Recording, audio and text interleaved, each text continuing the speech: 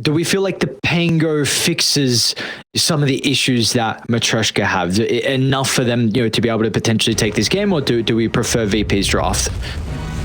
Natty Narwhal is going to have the game of his life if they're going to have a chance of winning this, in my opinion, right? I think the lane is solid for him. You've got good ways to be able to deal with the eventual, Zoo Death Ball coming from the Chen and the Lycan, but you've quite enough outside of the laning stage, and I don't think that they've addressed the Lycan. If they're not killing people, at least 2, within that Rolling Thunder, I don't think you're winning team fights.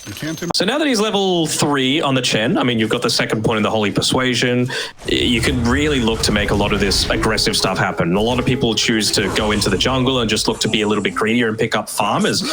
We do see that kill up on the top side. They're going to make a play onto Kiritich bottom.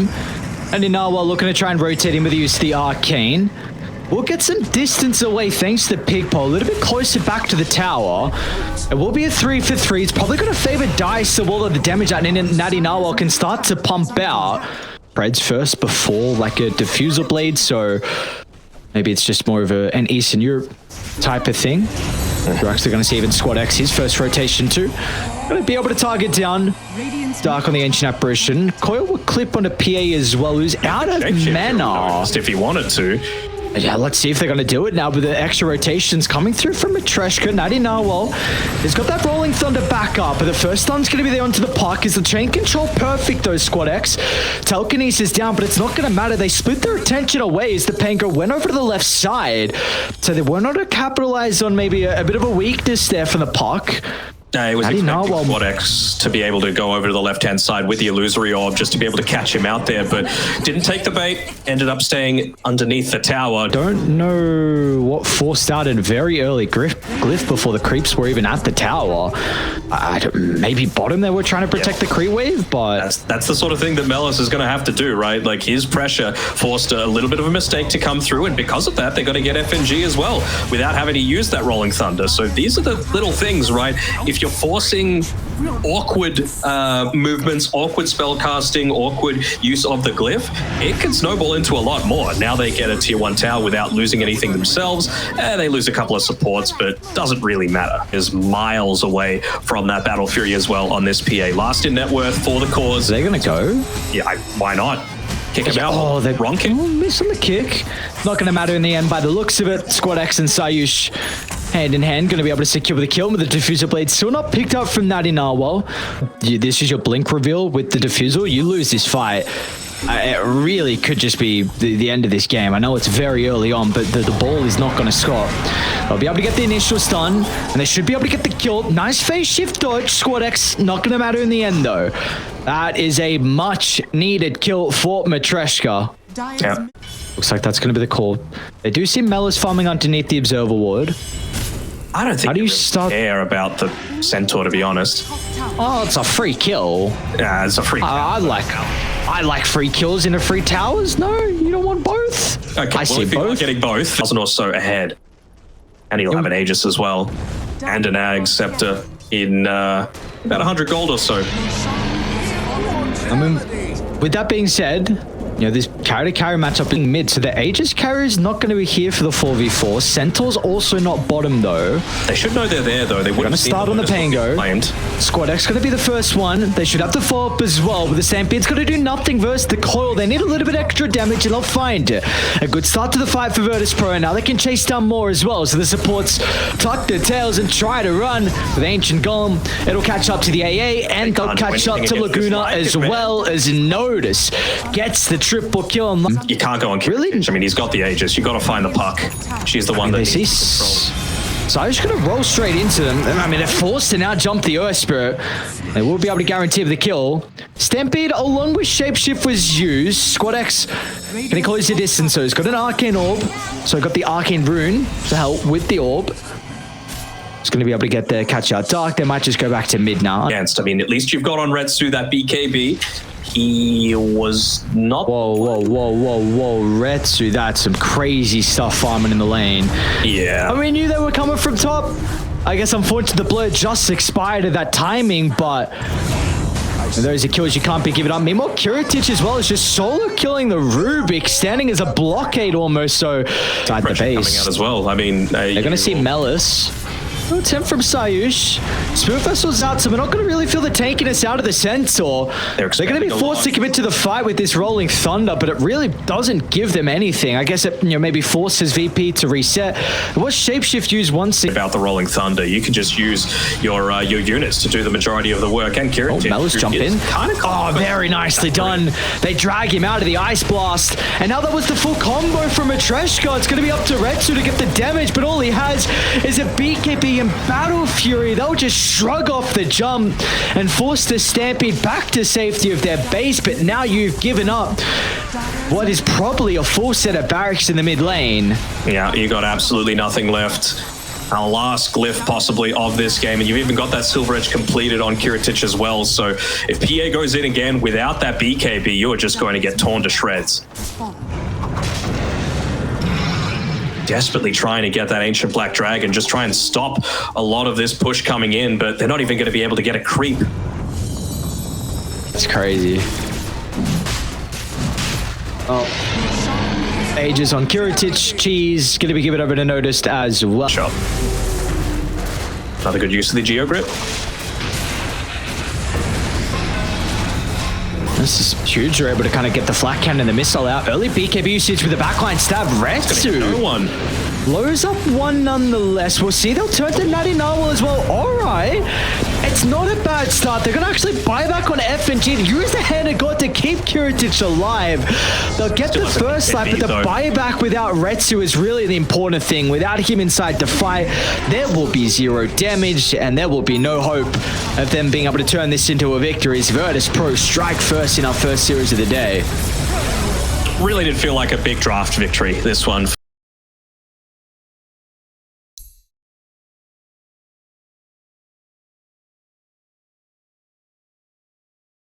Feel like you're okay with the first half, but then the second half sounds a little bit weird with the Coddle Muerto lane. I think Clockwork Muerto feels fine. I know that means that you don't have this Iron Shelled melee target to be able to put the second one onto, but I think Muerto Clock is probably one of the best combinations that you could ask for, just because the cogs, you can deadshot them, they're not going to be running away, you can still keep hitting on into them. So it affects the Lycan Wolves in the lane too. You know, obviously they're going to deal a lot more damage with the battery assault to that too. So in a lot of these early engagements. I like this though from FNG. Rotated mid for the second water rune timing. So he was able to take that out of the hands of the Earthshaker. Squad X got the other one. Meanwhile, FNG is almost solo killing Laguna, still hunting for that first blood, and it's going to be FNG that finds it. Gets a bunch of solo experience as well, because Sayush and Dark going toe-to-toe should favor the Clockwork, especially with the rotation from Natty Narwhal, and they don't even need it. Dead shot from downtown, and bad situation. You know, Natty Narwhal wanted to be part of that kill. Yes, it still goes over to your Muerta, so it's not the worst, but by that time, it means that the Ember Spirit was able to have a free lane just for a little bit. You know, he's finally not getting harassed by those enchant totems, and he's been able to pick up his own level 6. So much more survivable now in the lane. You're probably not going to get caught out by an Echo Slam. What's going on? Bit of a dive up top. We'll have double stun to be able to help cut him down.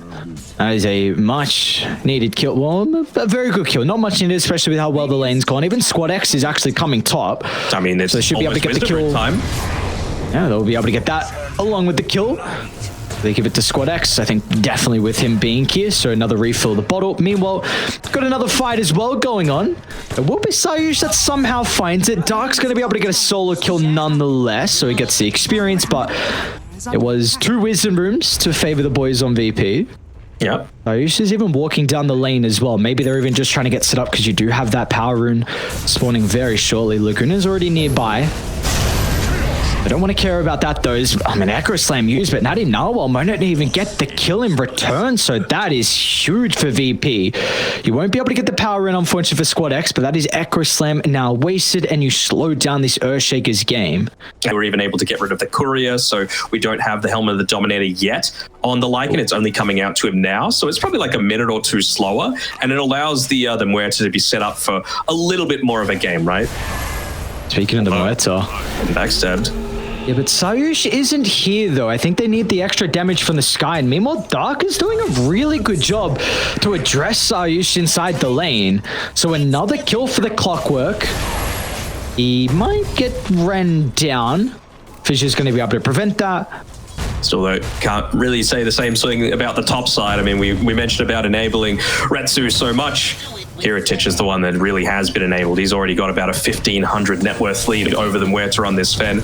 Understandable because you've got that inbuilt steroid, but actually, Dark looks like he'll be dying for the first time here. Oh no, he gets a regen rune. They can keep the pressure going if they want. They've still got about 2.5 fire remnants to be able to play with. Side towers, and then afterwards they rotated to mid after putting pressure on the tier 2. So let's see what happens this time. They're really going for a deep dive here. Look at it. Dark's in a really good spot once again. Dude, I mean, his Clockwork's position has been exceptional. Mystic Flare was used, but I'm glad we saw it on the stream. Retsu was able to sidestep that one. Another kill into the sky. And to identify their big strong points, and they're able to play around them perfectly. One of the big ones is that 10-minute catapult wave, and they set up for it perfectly. So I really like a couple of these little adjustments that they've made so far, but they're still going up against a damn good team. As we see, they're looking to go for a bit of a backstab onto him. And finally, this time it'll pay off. Keeping the lane pushed in, forcing some sort of movement to be a little bit more obvious when they want to make the move right now, but he's just not going to enable them to even notice. Look at this. They realize that they want to make something aggressive happen. I mean, the Blink Dagger is still going to be a bit of a surprise, but it's going to be huge, though.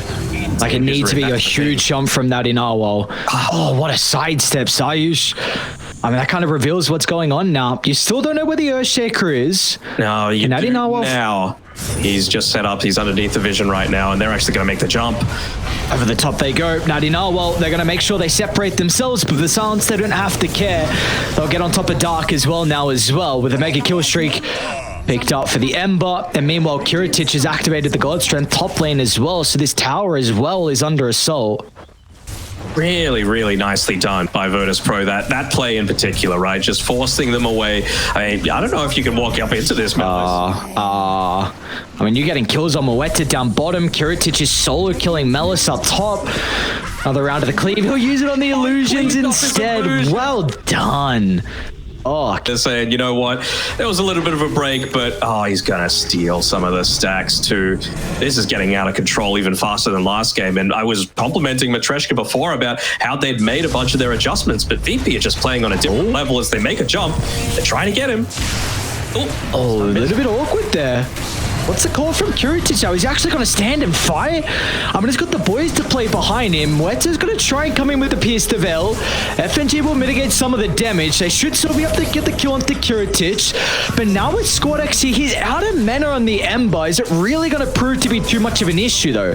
It's a 2-for-2 currently. For Matreshka, it's an all-out retreat now as Mel is slowed down. They're going to have the walls to continue chasing. They try to jump in for the Earthshaker, but he's not going to have the damage to turn it around. Maybe draws their attention away, and he'll do just that. So it will, in the end, be just 2 kills apiece.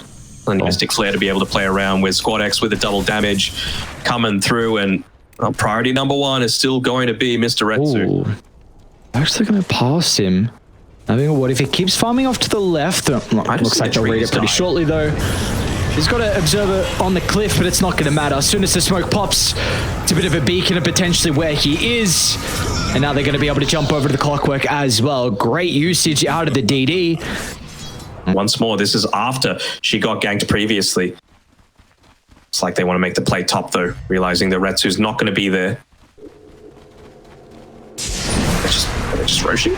See, are they going to get Roshan and a kill onto the carry? That would be an absolute disaster, but luckily for them, they've got this ward set up on the high ground. The sentry was placed before the fact.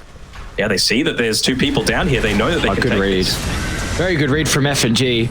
Doesn't have a buyback, but instantly once he's able to scout that out, the TPs are going to come through. They're actually going to run straight at Matreshka. They don't want to give them an opportunity to take a fight in a close proximity area where the Echo Slam can be an issue. And as soon as that's the case, along with the Shapeshift used, it's an all-out retreat from Radiant. They won't be able to stop the TP out of Melis.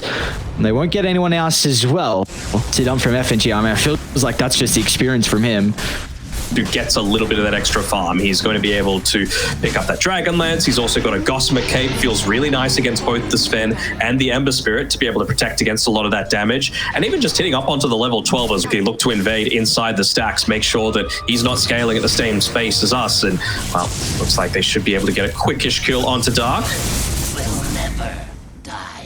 It just feels like a game of cat and mouse right now. Retsu continuously running away from any sort of a... Be able to catch her though. It's only Sayush at the moment, so a little bit slow to be able to get there. Now you are separated with 3 heroes towards top. They're going to spy out Melis, swap back instantly into the stun from Kiritich. Beautiful setup. But they just need to be able to leave their base. Might want to just wait for like 40 seconds, wait for the Aegis to expire, and then make their play. Again, man, another swap outside the base. They're going to try and take the fight. There's going to be no buyback out of the Darks here. The Echo Slam is not going to be enough to turn the tides. They'll deal with the Aegis, but the piece of veil is going to expire shortly. Once it does, they'll try and turn to Retsu next. And Inarwell is going to help the retreat with a fissure onto 2. So a lot was used. Mostly Matreshka. Whoa. Can he get away though? I mean, you're just trading your life for that. You are positioned 2 for a support, and FNG knows it. Now Retsu as well is going to get dived under the tier 4 tower, and he is not in a position to buy back. He needs every single gold he can get to be able to buy some items. Yeah, and I mean, this is a fight that looks like it was just so far in VP's favor, but it's become a map to be able to play around with, and I believe they actually used 2 smokes to be able to go for that that previous attempt there, so they've got none at their disposal. Lots of another swap out. What? Natty Narwhal's going to do as much as he can along with the wall, but they are just tickling Virtus.Pro with the net worth lead they have. They can shrug off all the ultimates. All the wombo combo is not enough for Matreshka to turn the tides. They'll deal with the base in quick succession. Squad X going to hold them back as well.